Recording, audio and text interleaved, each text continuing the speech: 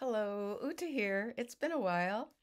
I've been dealing with some springtime allergies, and we do have the peak of my daffodil season. Now, this is a daffodil that is really not one of my favorites because it does not have the traditional flute. I know the botanical words are a little bit different. I call the outside part a ruffle and the inside part a flute because it usually kind of looks like a tube. And these, I have to tell you, become very droopy in the rain.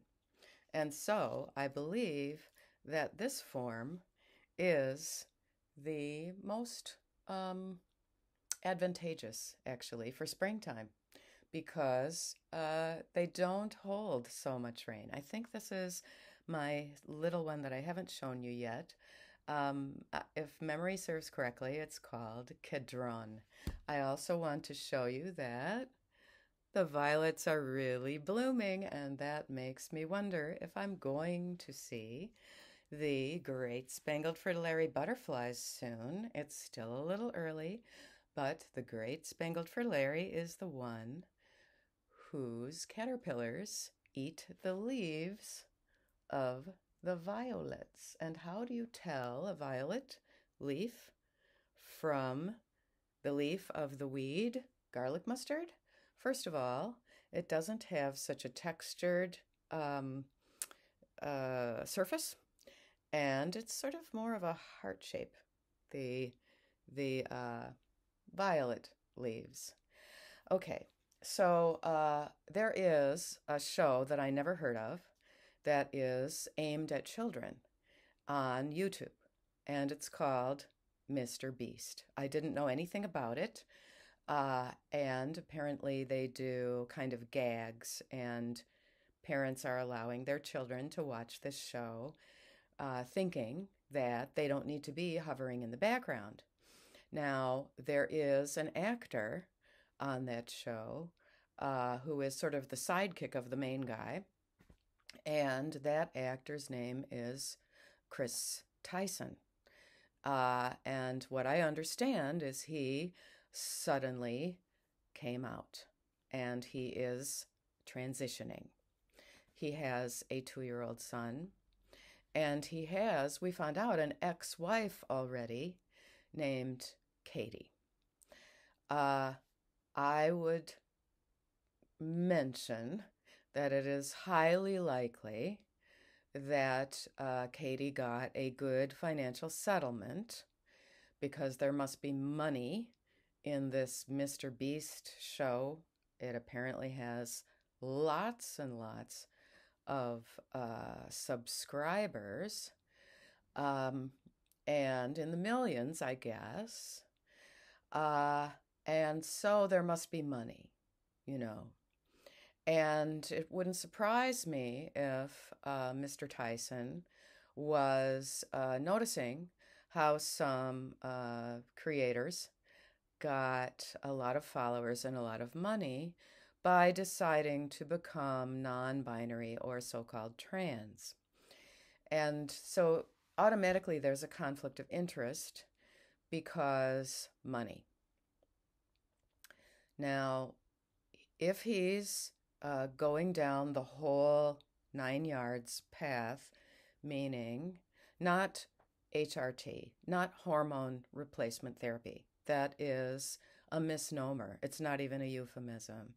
He's taking cross-sex exogenous hormones, which have the potential to cause him liver failure, kidney failure. They have the potential to damage his joints. But what he's experiencing is the dopamine hits and the little high that estrogen gives to the male body.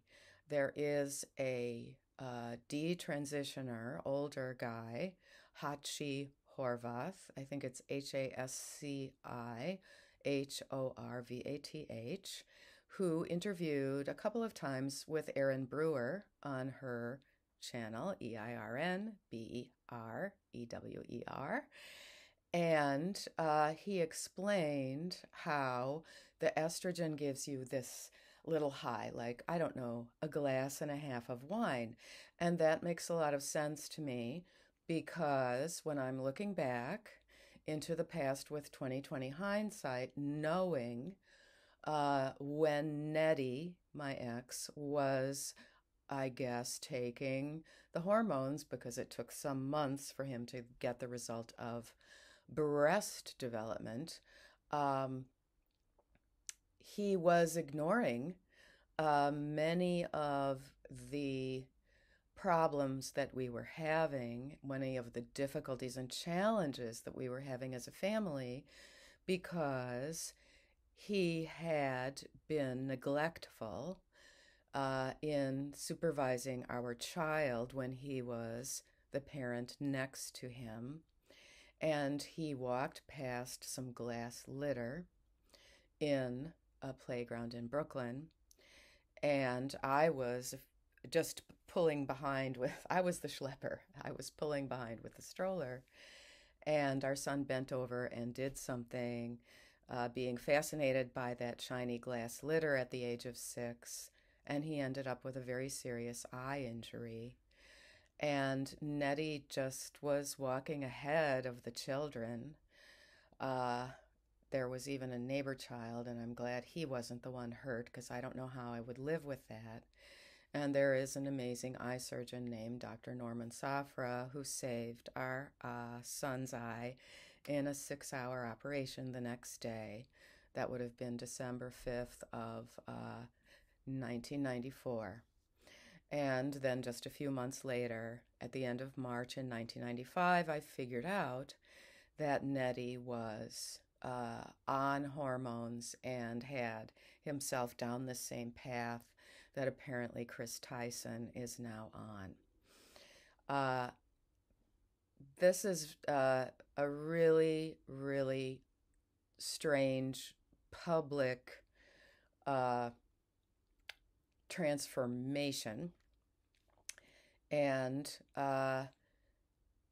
though I see that some conservative commentators are correctly making the call that the ex-wife Katie has been gaslit and has been pressured such that she's not going to talk about her experience of discovering what her husband was doing when she was postpartum.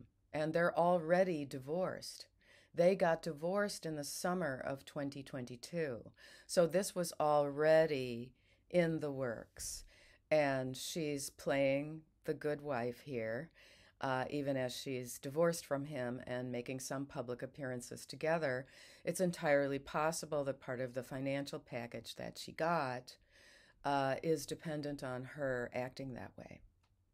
So please don't criticize Katie Tyson and don't accuse her of being an inattentive or otherwise not good mother, because she is kind of between a rock and a hard place. All the more reason to make my announcement now that I am now embarking on my second book. If you have not ordered my memoir, In the Curated Woods, True Tales from a Grass Widow, with 50 nature pictures, and which outlines how you can use movement and interactions with nature through gardening and photography to heal yourself from this extreme trauma that cross-sex ideation of your husband, the father of your children, will cause. And I have every sympathy with Katie Tyson. I hope that, she doesn't start suddenly calling herself a lesbian or something like that. It sounds like there were rumors of bisexuality in her husband before this, a couple of years before this even. So in that milieu in which they operate, perhaps a monogamous marriage was just not a value. So I'm going to read to you the opening of my next book, which I hope will be published in early 2024. It is to help trans widows. I have given up trying to get away from the word trans, and I have kind of given up calling myself a grass widow. There was a big brouhaha about that involving an accusation from Gender Mapper YouTuber who is a Lubavitch Orthodox Jewish woman. I have every respect for how she uh, experiences and expresses her Judaism, but she set something in motion whereby I was harassed and whereby she encouraged her friend, Joey Bright, to contact my sons. And what Joey Bright did was find them through some kind of genealogy study.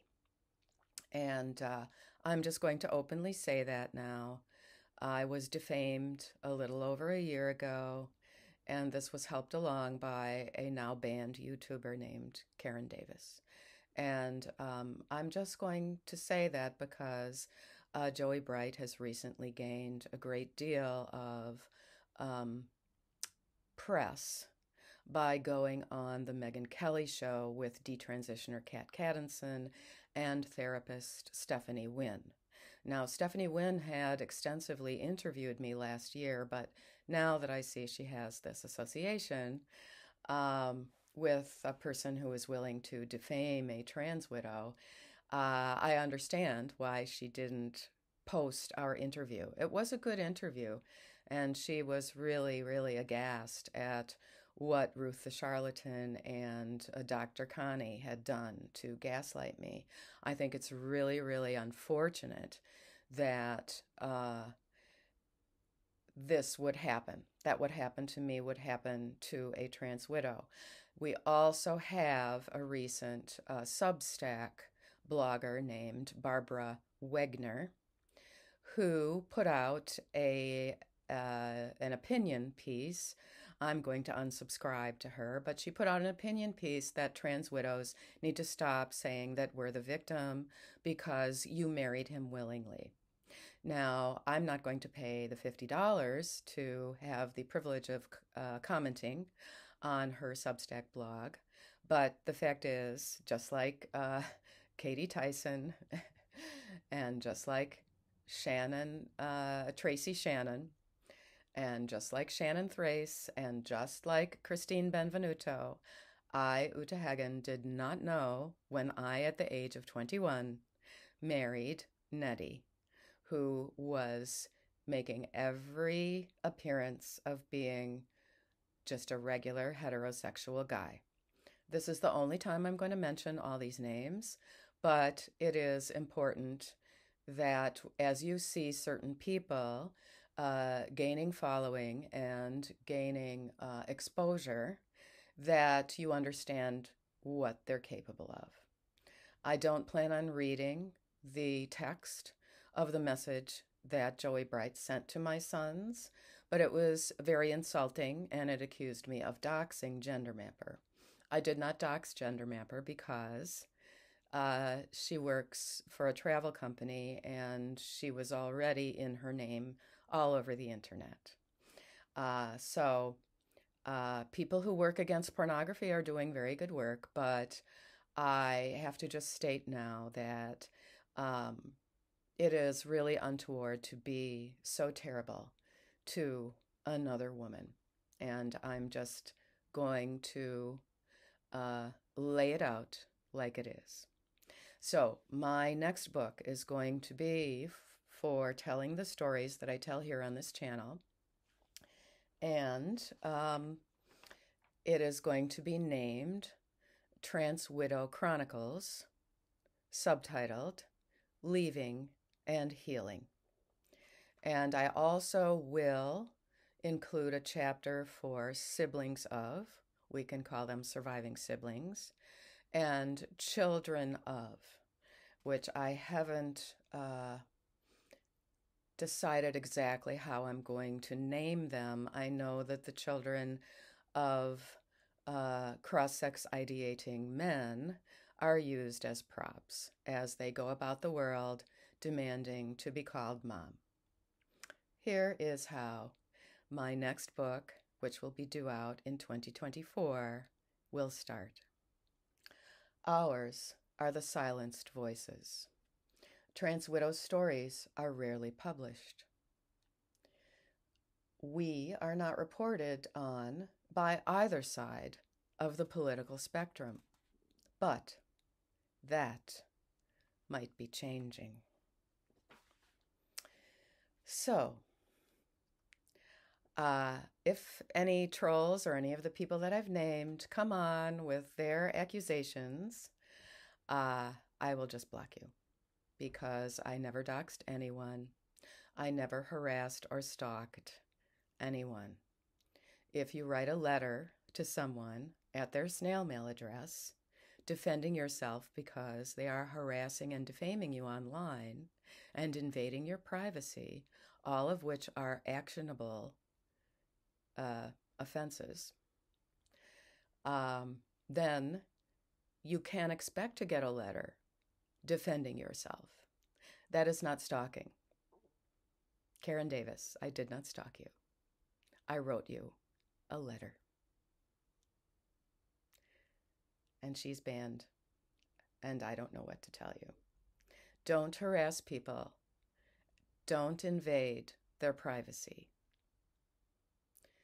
Tell the stories of the survivor members of the family in situations where the cross-sex ideology has taken over their lives.